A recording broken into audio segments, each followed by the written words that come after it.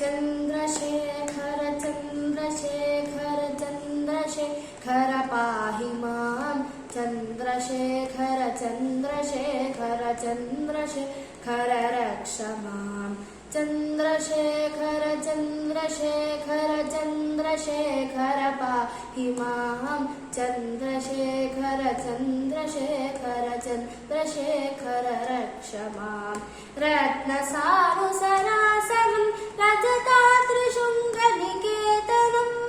चिञ्चिनीकृतपन्नगेश्वरमच्युतानलसायकं क्षिप्रदग्धपुरत्रयं त्रिदिशालयैरभिवन्दितं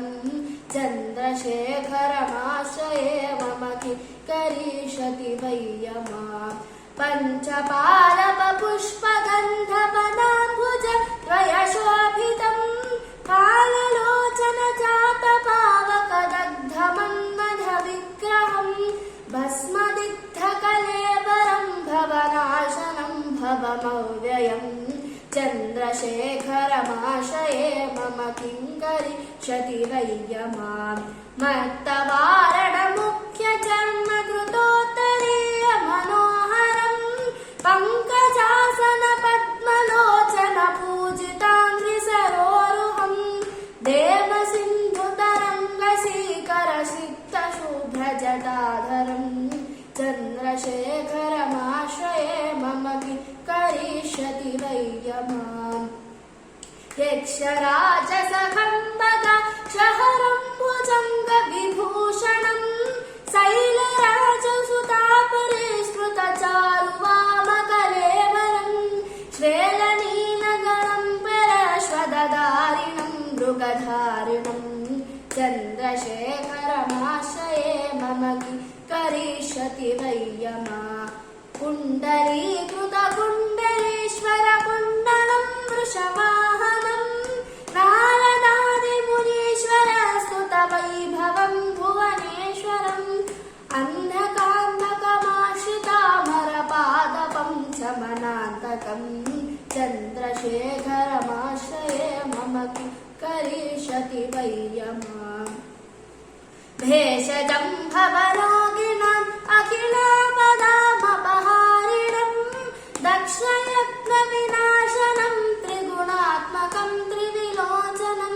भुक्तिमुक्तिफलप्रदं सकलागसङ्गनिबर्हणं चन्द्रशेखरमाश्रये मम किं करिष्यति वै मां भक्तवत्सलमर्चितं निधिमक्षयं हरिदम्बरं सर्वभूतपतिं परमप्रमेयमनुत्तमं सोमनारिणभूहुतासन सोमपालिकिलाकृतिं चन्द्रशेखरमाश्रये मम किं करिष्यति वै मां विश्वसृष्टिविदायिनं पुनरेव पालनतत्परं संहरं तमविप्रपञ्चमशेषलोकनिवासिनं क्रीडयन्तमहर्निशं गणनाथयूथसमन्वितं चन्द्रशेखरमाश्रये मम किं करिष्यति वै मां मृत्युभीतभृकण्टुसूनुकृतस्तवं शिवसन्निधौ यत्र कुत्र च यः पठेत् न हि तस्य मृत्युभयं भवेत् पूर्णमायुररोगकामखिलार्थसम्पदमादरं चन्द्रशेखर एव तस्य ददाति मुक्तिमयत्ततः।